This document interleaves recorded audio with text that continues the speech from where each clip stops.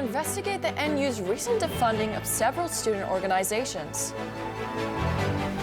Then we bring you a breakdown on the national and local effects of last week's elections. Finally, see how police and healthcare organizations are addressing labor shortages. All this and more on the Omaha News.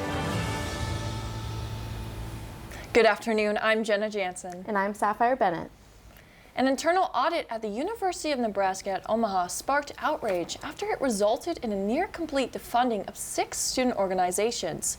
Reporter Andrew Smith investigates the situation.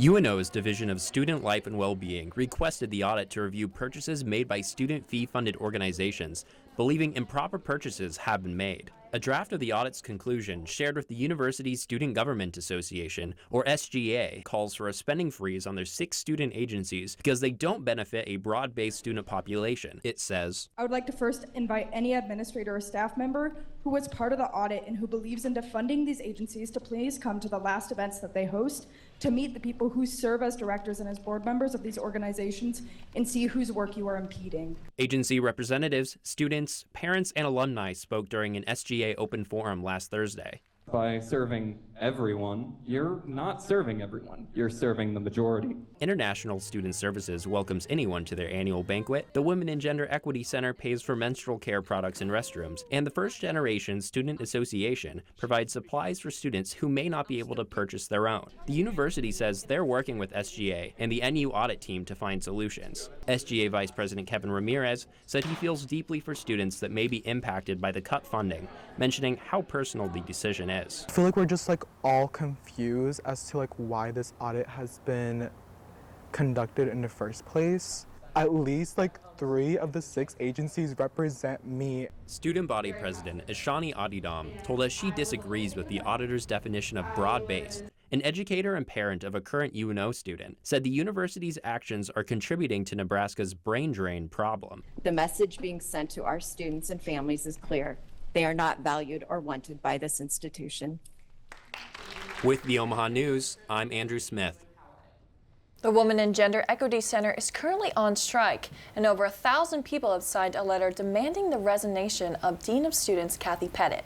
Chancellor Lee defended her, saying an audit is not a punitive exercise, but rather an essential function of the university. For more information, read our full investigation at UNOOmahaNews.com. Last week's presidential election brings changes on both the national and local level. Reporter Brian Tesmer brings us the latest national details. Good morning and welcome back to a very special edition of Squawk Box. If you are just waking up right now, NBC News now officially projecting that Donald Trump has won the presidency. Donald Trump was named the 47th president of the United States early Wednesday morning. Trump gave his victory speech in Palm Beach, Florida at 2:30 a.m. Eastern Time after winning 3 major swing states, capturing North Carolina, Georgia, and Pennsylvania. Biden had previously won both Georgia and Pennsylvania in 2020. The Republican Party was also able to swing Nevada, Arizona, Wisconsin, and Michigan as well. Vice President Harris made her concession speech in Washington, D.C. at her alma mater, Howard University, on Wednesday as well. While I concede this election, I do not concede the fight that fueled this campaign. Vice President Harris also stated in her speech that she called and congratulated President-elect Trump and vowed to help him and his team in a peaceful transition of power. In the race for the Senate, the Republican Party took the majority for the next 2 years. The Republicans were able to flip seats in West Virginia, Montana, and Ohio. In the race for the House, about 40 races are still uncalled. With 218 needed, the results of the final seats reign crucial. The Republican Party currently holds the lead. For the Omaha News, I'm Brian Tesmer. President-elect Trump has already made several selections for his administration, including his U.S. ambassador to the United Nations, his administrator of the Environmental Protection Agency, and his chief of staff. Earlier this afternoon, John Thune was named the next Senate Majority Leader. Thank you for detailing the results, Brian. Are there any new updates in the race for the House? Yes, Sapphire. Here within the last few hours, CNN has reported that Republicans will hold the House. They are still 9 not yet decided projected states to be called, but Republicans now have 218. Democrats hold 208. Thank you, Brian. On the local level, reporter Grace Huffstetler gives insight on this election and what its results mean for our community in Omaha. The 2024 election left a lot of shaking ground for Omaha. Don Bacon was announced winner for the Nebraska House seat. Ballot initiatives such as paid sick leave and medicinal marijuana have been approved. Many first-time voters felt the pressure and the importance of this year's election. UNO campuses helped their students get involved in the voting process. Tia Carpenter, a student who works part-time at the Health and Kinesiology Center, said that her work was especially helpful. They told us, if you need to go out to vote when you work, go out to vote. We will help you find coverage. Tony Monette, the assistant director of UNO's Office of Engagement, felt that students had an easier time voting this year. She ensured that resources and community spaces were provided to help students feel informed and empowered in their voting experiences. I think it brought more energy just to elections, to voting, to why it's important to get involved. According to Monette, roughly 70% of students registered to vote in the 2020 election. Though the exact numbers have not been released, she says that this year's turnout was just under 70%. Yet the overall energy and involvement was a significant increase. Students are encouraged to pay close attention to those in office and to keep an eye out for future voting opportunities, such as the mayor election coming next spring. But I always encourage students to think internally about what are your morals and values? Are you seeing those represented in those people? If not, say something about it. For the Omaha News, I'm Grace Huffstetter. Next, we're diving into officer shortages at the Omaha Police Department. Then see how the issue is impacting healthcare organizations as well, after the break.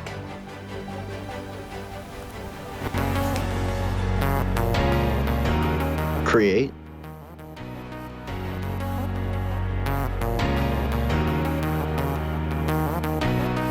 Perform.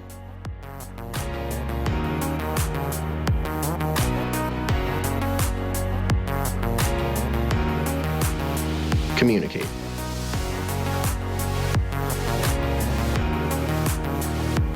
College of Communication, Fine Arts, and Media.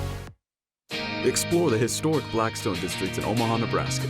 With over a dozen restaurants, bars, and social settings, you can experience everything the iconic district has to offer.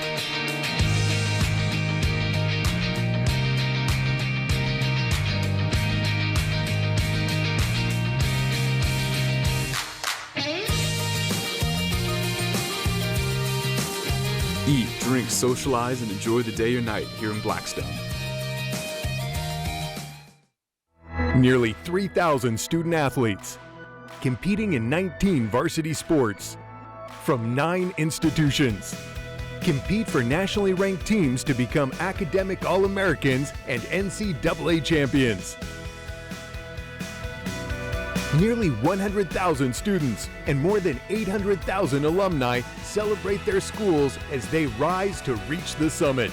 The Summit League, where tomorrow's leaders reach the summit today. The University of Nebraska at Omaha's bookstore is home to more than books. The UNO bookstore accommodates all students' needs with phone and laptop repairs at the iFix UNO station or free residence hall delivery. The bookstore, located in the Milevale Student Center, is full of Maverick merchandise. Find sweatshirts for chilly Nebraska days or cozy UNO mugs for every coffee fix. Shop anytime at unobookstore.com.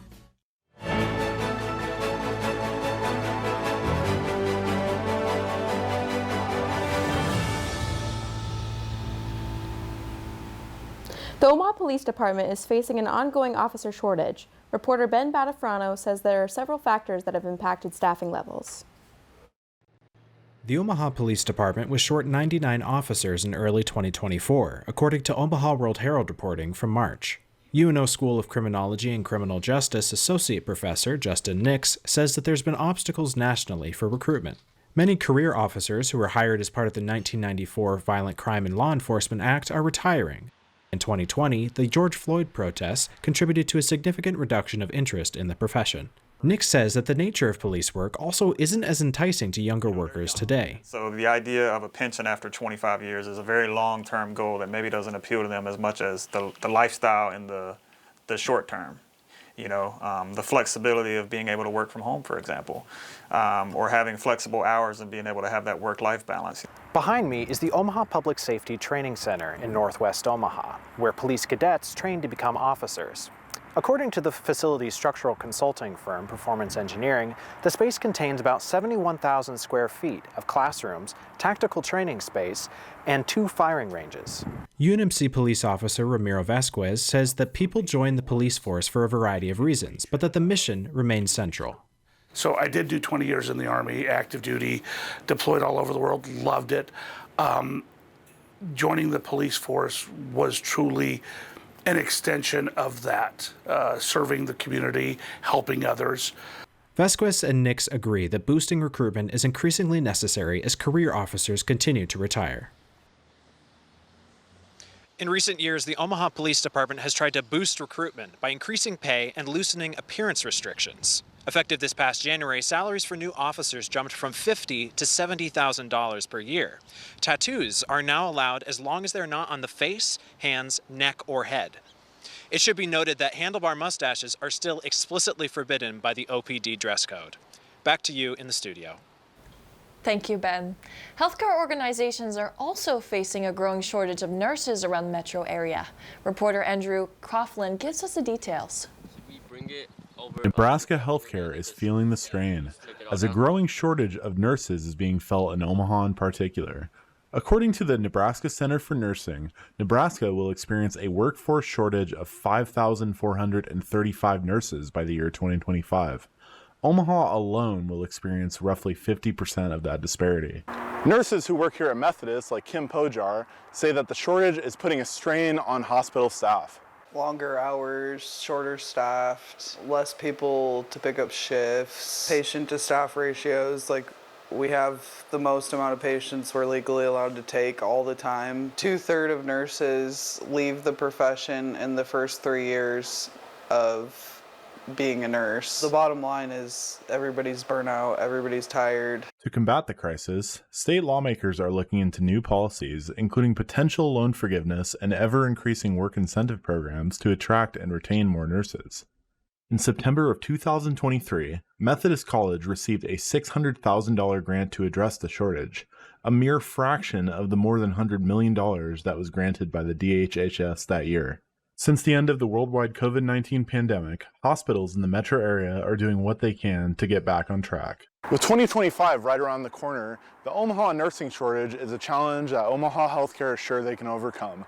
With the Omaha News, I'm Andrew Coughlin. If you're interested in fighting this shortage, the UNO Health and Careers and Resource Center can help you learn more about pre-health pathways. Coming up next on the Omaha News, learn how societal expectations are affecting young girls. Then learn how a medication meant to manage diabetes has been turned into a weight loss method.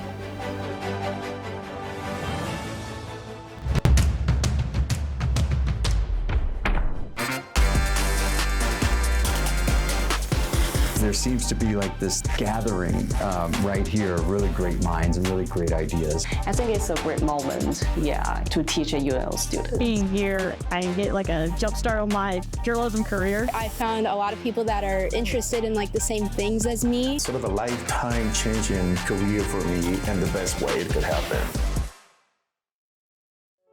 I never thought I'd be standing in the clouds looking down on the ancient ruins of the Incan Empire. I never thought I'd live among the street artists in Valparaiso. I never thought I'd make friends that would last a lifetime. Adventure's out there, and as Mavericks, it's up to us to find it. Stop thinking, start doing. Visit educationabroad.unomaha.edu.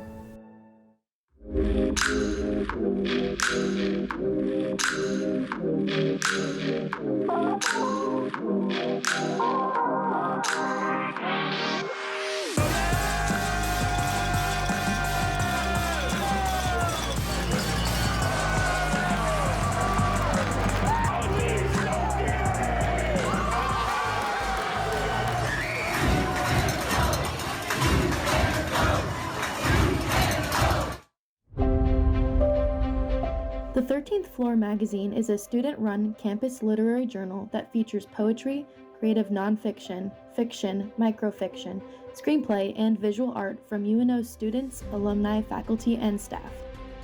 It is produced by the students in the Writers' Workshop Literary Magazine course. New issues of the magazine are published every spring with a public launch party to celebrate its release.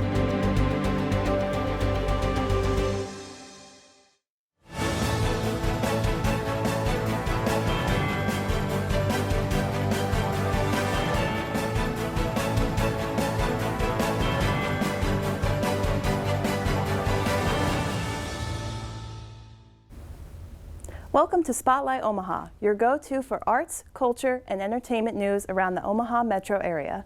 Good afternoon, I'm Grace Huffsteller. Today we're delving into a more serious side of culture, how societal beauty expectations impact youth and cause medication shortages for the incorrect reasons. Historically, women have faced expectations to remain young and attractive as they age. Now, those expectations seem to be trickling down to girls in elementary and middle school. Reporter Sapphire Bennett looks into why this phenomenon is happening. According to a released 2023 Piper Sandler report, teen shoppers spent 33% more on cosmetics and 19% more on skincare this year compared to last year. Young people are investing a lot more into their appearance, some even beginning to use anti-aging treatments. Some believe this increase is because of social media, where beauty influencers promote extensive skincare routines.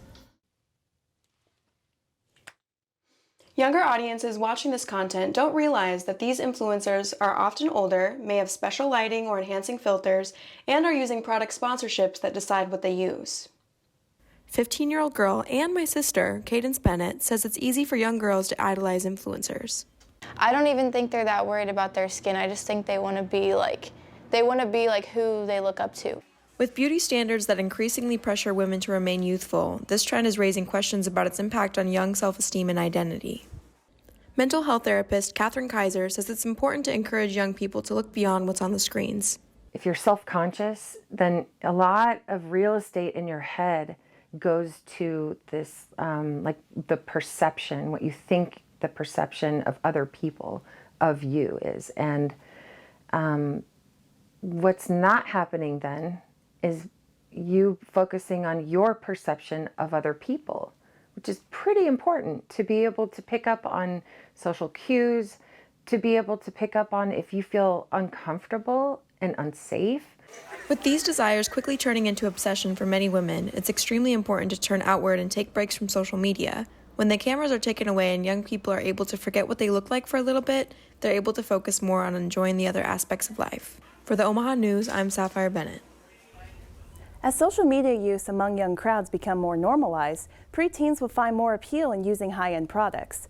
It is up to the adults in the society to encourage authenticity for this age group. Sapphire, with what you learned, how can parents help their children navigate these pressures while also supporting their interests in skincare? Great question, Grace. Parents can put an emphasis on sunscreen and simple face washes that are more age appropriate. Using ingredients like retinol that are meant for older skin can often backfire and cause further damage if used prematurely. It's crucial to educate young people on proper skincare and encourage them to focus on self-care and confidence. I agree. It's important to remind young people that beauty is not one size fits all. Thank you, Sapphire. In a culture that believes thin equals beauty, the diabetic drug Ozempic has gained quite a reputation for helping people lose weight fast. Reporter Jenna Jansen looks at the impact of Ozempic's popularity and the ripple effects for those who rely on it for diabetes management.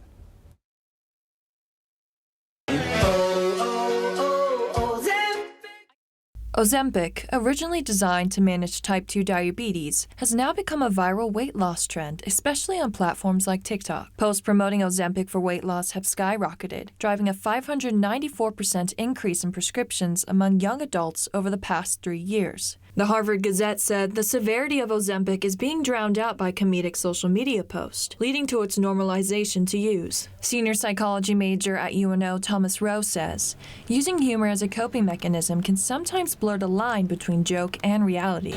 Then when you're an adult and you're figuring out what your insecurities are, you relate to that. So how can I fix this about me? And what's the quickest way that I can do that? Not necessarily the best way sometimes, unfortunately.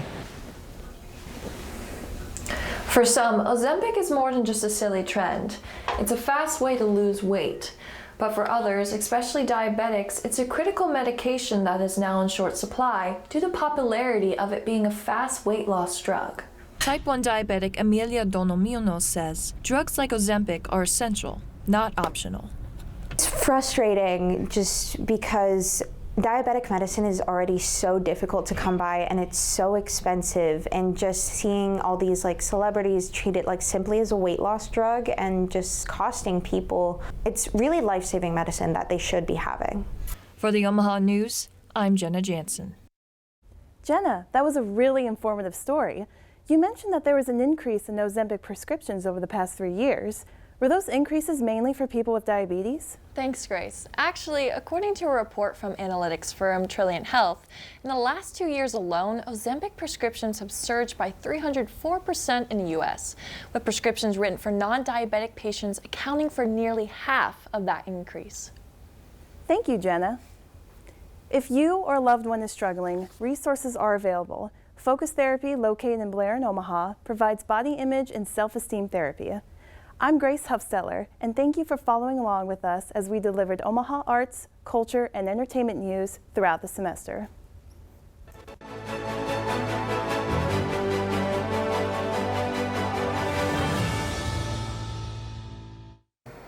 Coming up in 5, 4, 3, 2, 1, faded press to a full.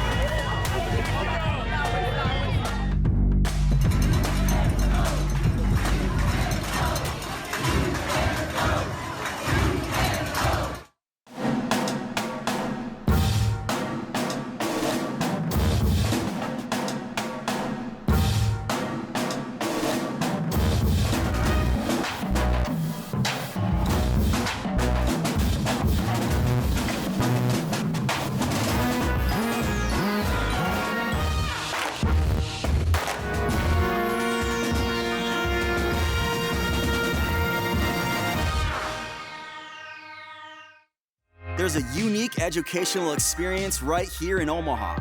With access to top-rated programs, in-demand degrees, and a worldwide community of graduates, UNO prepares students for life, wherever it may lead. From Omaha to Italy to Uganda to Japan, Mavericks are working in communities around the globe. So where will a degree from UNO take you? UNO, access to exceptional, access to the world.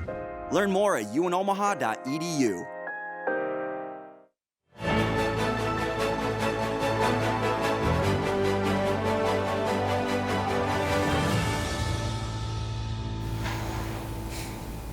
It's a season to give, and local Catholic high schools are doing just that. Join us as reporter Maggie Johnson talks about the influence of an organization that encourages high schoolers to help with food assistance for the holidays. Operation Others is a club that helps people in need. Mercy High's Operation Others sponsor, Ms. Josa Dremel Powers, speaks about their mission. Leadership of the students feed over 1,200 families every year at Christmas, and to have hundreds of high school students come together for one strong initiative to feed the materially poor here in the Omaha community just, I think, speaks volumes. Operation Others is more than just helping the community. Creighton Prep's Director of Operation Others, Mr. Jerry Kinney, explains another purpose for it. There's an education piece as well to create some awareness so that the students, when they do go out from our schools, they've learned that, hey, whatever job I'm going to do in my life, I could still reach out. I could still find a way to help people in need. The students are very excited to be involved as Mercy High School senior and core Operation Others team member, Mary Eichenauer, expresses the importance of what they do. Operation Others, it's really important, and it does actually really impact a lot of families during the holiday season. So it's really important to get involved, and there's lots of ways you can do that by donating either just like food or volunteering there or donating money. All those things are really, they make a difference. You can donate in any way, as simple as one can or a whole box. If going to the store isn't a possibility, then a monetary donation is always accepted. Sure. Here. For the Omaha News, I'm Maggie Johnston. If you're wanting to donate, you can drop off any food at Creighton Prep until December 19th. Last Saturday marked a bittersweet goodbye as the men's soccer team celebrated their soon-to-be graduates. Reporter Connor Schmidt takes us to Caniglia Field. At Caniglia Field, emotions ran high as the Mavericks men's soccer team celebrated Senior Day, honoring 12 standout players who've given their all to the program. The team faced the Denver Pioneers, determined to make their final home game a memorable one. Scoring leader and third-year Maverick Theo Klein tells us what it's like being a senior on this team. It means a lot to be a senior in this team, honestly. It's the first time for me that I'm the oldest guy in the team, and I have a lot of responsibility now. It's just like I enjoy being and lead the team and be an example for the younger generation. Each senior was recognized in a pre-game ceremony, surrounded by family, friends, and fans. These players have spent years building their legacy with the Mavericks, and Senior Day was about honoring that journey. For these seniors, this isn't just about the game itself. It's a day to reflect on their time with the Mavericks and to thank the community, coaches, and teammates who supported them along the way. Head coach Donovan Dowling tells us what these seniors mean to him and the program. They've meant a ton to the program. They've had a lot of success, accomplished a little bit of history when they're here, and so it's going to be bittersweet seeing those guys go, but they'll, just because they're out of eligibility, they'll always be a part of the program. While the Mavericks couldn't secure a victory, falling 2-1 to Denver, the spirit of Senior Day was never about the final score. For these players, Senior Day was about celebrating years of dedication and hard work. Things like that are things that we never forget for everybody in the team and every coaches, players, and even the fans. So yeah, we're going to keep the positive side of it and enjoy the future. For the last time from the Omaha News, I'm Connor Schmidt. Despite losing the game, coaches say Maverick seniors made a lasting impact on their team and fans. We wish them all the best in their next chapters. That's all from us for this semester. Man, what a couple few years it's been. Yeah. I'm so glad to have met you. Me too. And everybody else who works at the UNL television studio. Right. Really, it's been a great experience. Really and I'm gonna has. miss it. I'm gonna miss it. You can follow us on Facebook, Instagram, TikTok, and Twitter at UNO the Omaha News, or find our website for even more stories at unomahanews.com. From all of us here at UNL Television, thank you for following us along throughout this entire semester.